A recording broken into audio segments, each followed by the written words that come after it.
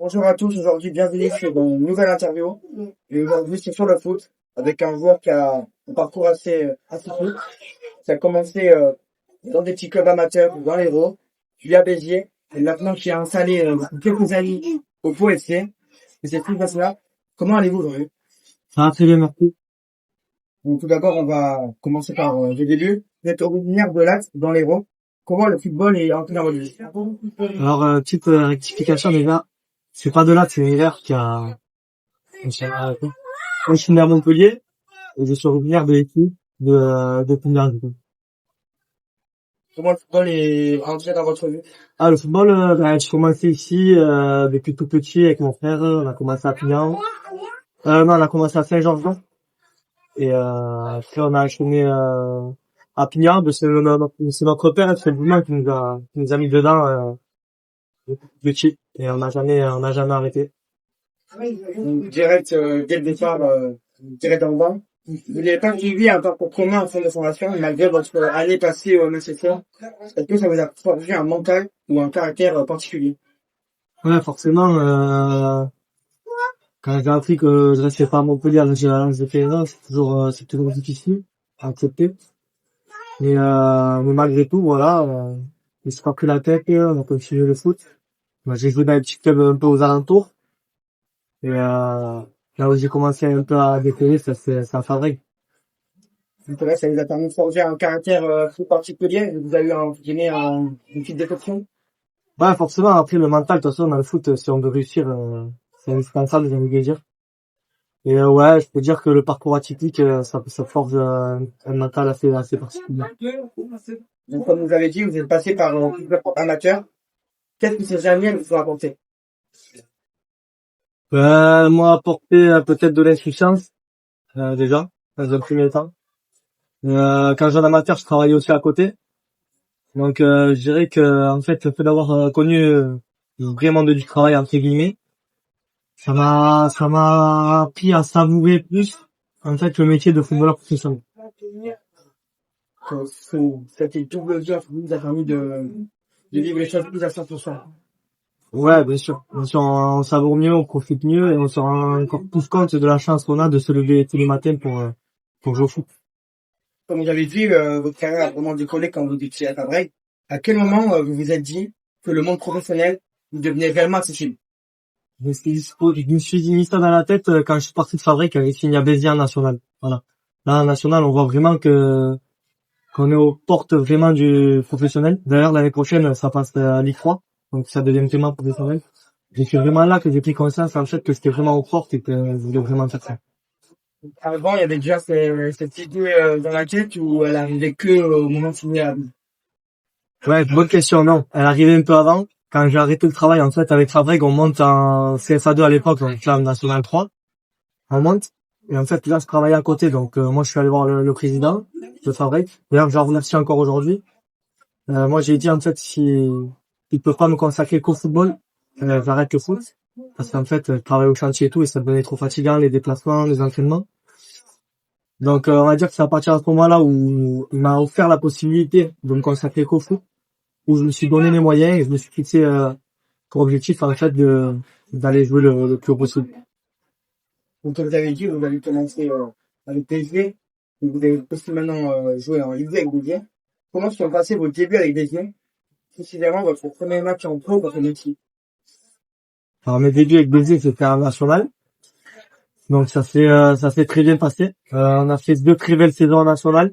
Donc, plutôt bien passé, plutôt content, parce que, voilà, c'est vrai que quand je signe à ce moment-là en national, on se pose toujours la question aussi du temps de jeu. Est-ce qu'on va en avoir beaucoup ou pas assez? Et franchement, pendant 2 saisons, ça s'est très bien passé. Et puis, en plus, on est récompensé d'ailleurs par une montée en Ligue 2. Donc, c'était vraiment le rêve qui devient réalité et un réel aboutissement, on va dire, dans l'objectif que je me suis fixé de publier. Et vous passez donc en Ligue 2 avec Béziers. Quelle différence avez-vous senti entre ces deux divisions, nationale et Ligue 2? Ouais, il y a quand même une différence. Euh, les stades déjà. Les stades, les caméras, on sent qu'il y a beaucoup plus de caméras autour, les supporters. Euh, en fait, sur le terrain, le niveau déjà, le niveau. on va dire que c'était moins brouillon, c'est l'aspect tactique, technique, il y a un peu, en fait, il y a un peu tout qui a un écran au-dessus, que la nationale, mais ouais, ça fait il y a quand même une différence. Et tu dois quand même aussi une sorte de fierté, vu que t'avais dit que c'était un sacré, ambitieux. Ah, bien sûr. Une fierté. J'avais, ouais, beaucoup de joie, beaucoup de fierté, et puis, c'est pas une fin en soi, voilà, je voulais vraiment continuer et jouer le plus longtemps possible à ce niveau-là. Donc, vous avez fait plusieurs saisons avec Béziers, à un haut niveau. Après la relégation du club en national, vous avez fait 3 saisons. Vous avez rejoint le Gazélec Ajaccio, seulement pour 6 mois et 12 matchs. Que retenez-vous de ce court passage et pourquoi un départ si rapide? Alors, au Gazélec, c'est vrai que j'avais donné un peu mon accord d'aller là-bas avant qu'ils descendent à national.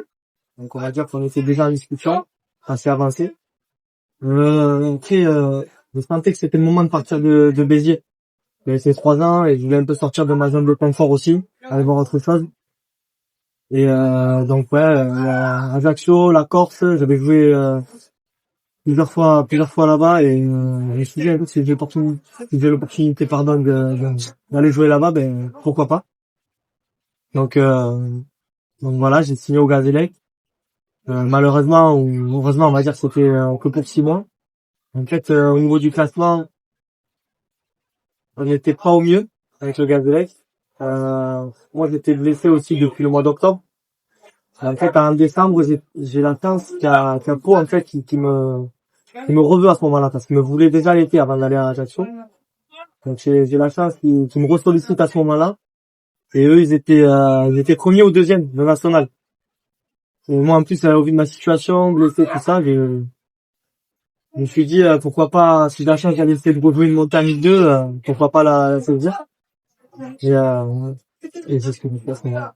C'est sûr, quand on a des opportunités, on peut les saisir, toujours positif. Donc, qu'est-ce que vous retenez, vraiment de positif avec le club du Gazélec?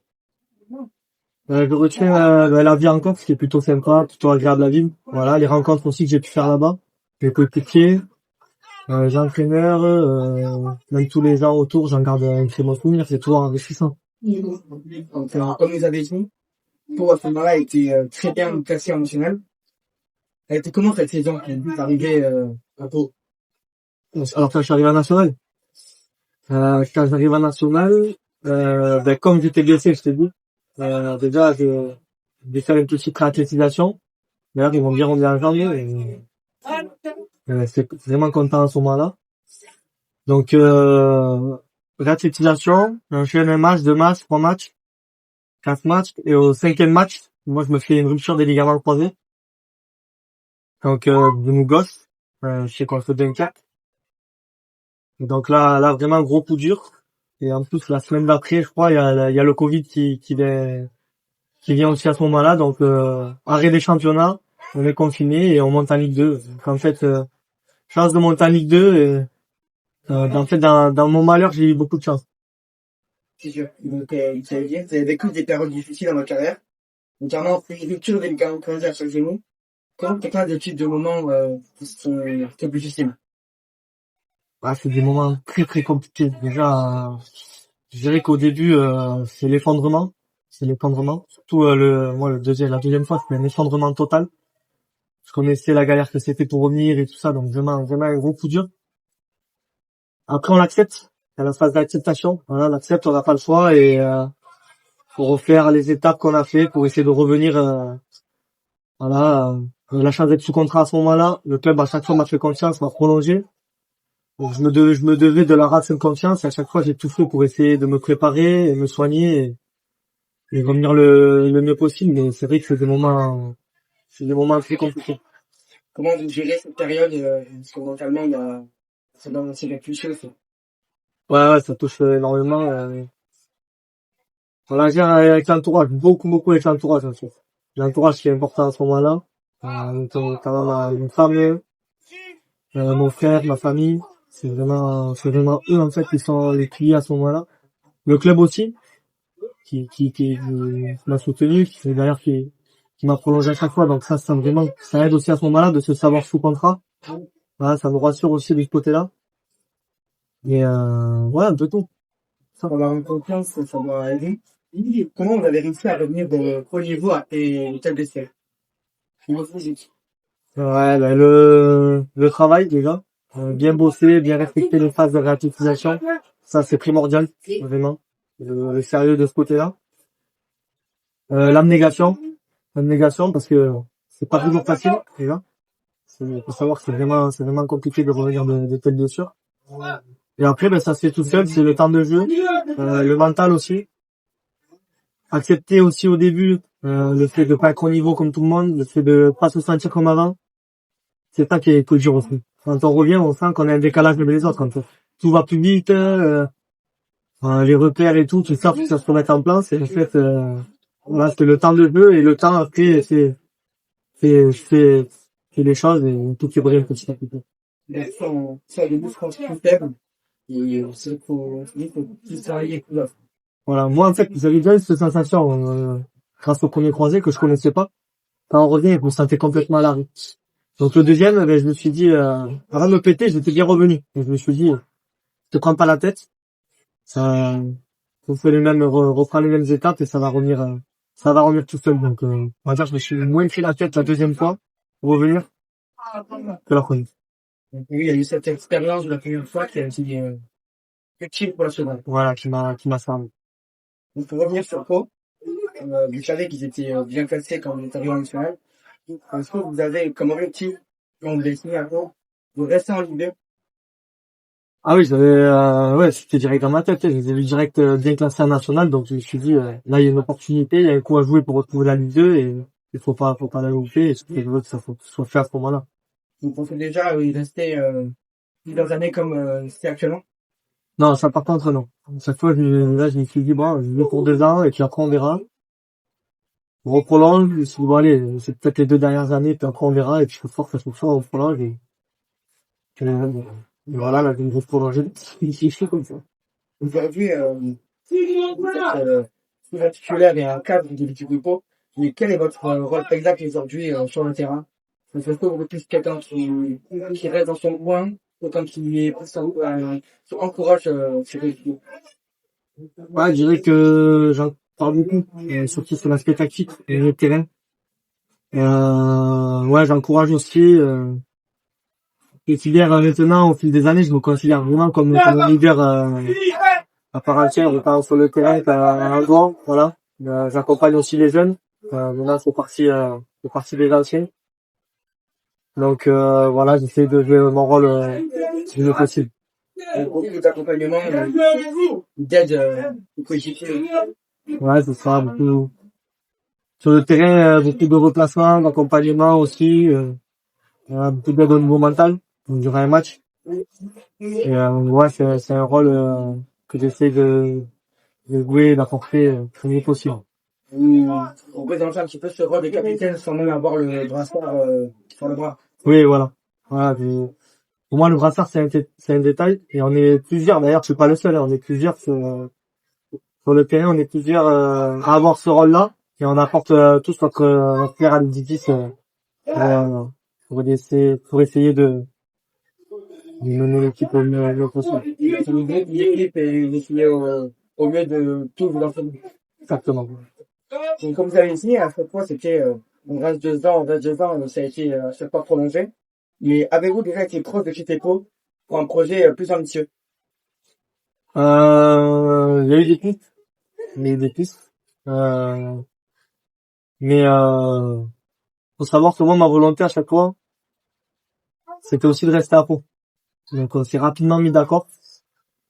Et c'est ce qui fait en fait que j'ai jamais voulu, on va dire, un peu trop m'éparpiller. Il y a eu des pistes avec tu as toujours de Ligue 2 ou c'était européen ou Ligue 1? Ouais, non, il y a eu la Ligue 2, il y a eu l'étranger aussi. Mais voilà, jamais vraiment de réelle avancée au niveau des discussions. Donc, ça fait maintenant quelques saisons que vous êtes à Pau, et quelques saisons que vous êtes en Ligue 2. Quel a été le joueur le plus difficile à compter durant vos carrières et pourquoi? Alors, le plus difficile, il y en a eu beaucoup.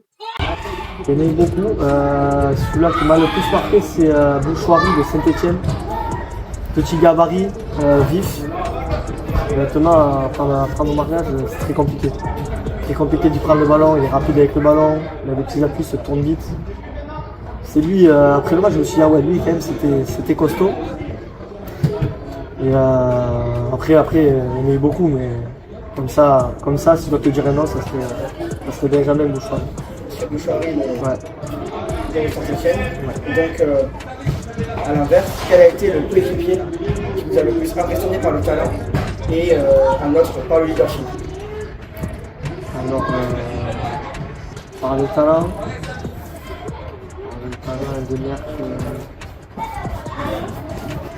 le talent, je dirais Moussa Sylla, qui est à Schalke. Impressionnant, il a fait une grosse saison chez nous. Le leadership, quelqu'un qui a vraiment ce leadership, je dirais Anto Briançon cette année. Anthony Briançon, la carrière qu'il a. Et le leadership qu'il peut amener sur le terrain au quotidien, dans le vestiaire et tout, je dirais lui. Oui, c'est vrai que Briançon a été son capitaine à Nîmes, il a joué à Saint-Etienne aussi, il a cette expérience et ce rôle Ouais. très important. Après, il y a Tino Costa aussi, voilà, que lui avec la carrière qu'il a eue, mais c'est vrai qu'on a eu l'occasion de moins jouer ensemble parce qu'il a été beaucoup blessé. Et qu'est-ce qu'il avait Sylla de plus entre guillemets que les autres? Ah, il avait tout. Franchement, il avait tout. Il jouait juste de haut jeu, il était propre tout le temps, il faisait toujours les bons choix. Devant le but, c'était un tueur. Il avait la vitesse, franchement, il avait tout pour aller plus haut. Et aujourd'hui, regarde, il le prouve parce qu'à Schalke, il enchaîne des super saisons et je crois même que là, il décroche un titre de champion. Donc ouais, c'est vraiment lui qui m'a impressionné. Et s'il y a un joueur avec qui vous aimeriez jouer à Pau en Ligue 2, est-ce qu'il y en a un qui vous vient à l'esprit? Voilà, comme ça, non. Honnêtement, là, comme ça, non. Après, faut voir, parce que bon, Pau, ça reste quand même un petit club. Donc, bien sûr, il y a des grands joueurs avec qui je rêverais de jouer, mais là, comme ça, c'est pas. Donc, pour conclure aujourd'hui, quelles sont vos ambitions pour la suite de votre carrière, sachant que vous venez de prolonger jusqu'en 2028? Mes ambitions, c'est continuer à prendre du plaisir déjà, continuer à être heureux en jouant au foot.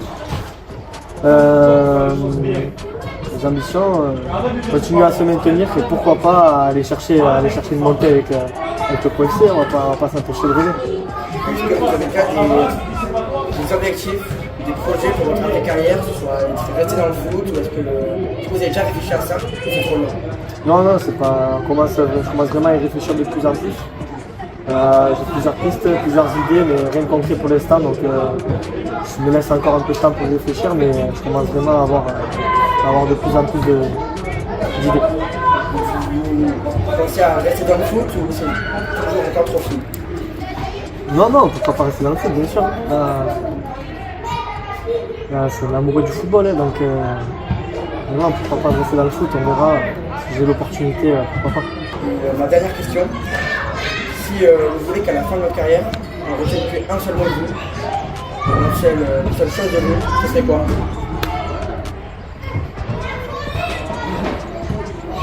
Mon nom, le Slart. Dans famille. Pas de niveau sportif, niveau humain, est-ce qu'il y a quelque chose que vous voulez que les gens retiennent de vous, ceux qui vous ont côtoyé ou ceux qui vous ont regardé? Ceux qui m'ont côtoyé, ils le savent parce qu'ils m'ont côtoyé. Et j'aimerais qu'ils retiennent le meilleur parce que c'est vrai que des fois on n'a pas toujours, montre pas toujours les meilleures phases de nous-mêmes. Moi je veux qu'ils retiennent surtout le meilleur de moi-même. Merci beaucoup pour cette interview, ça me fait plaisir de faire avec vous. Merci à vous. Merci.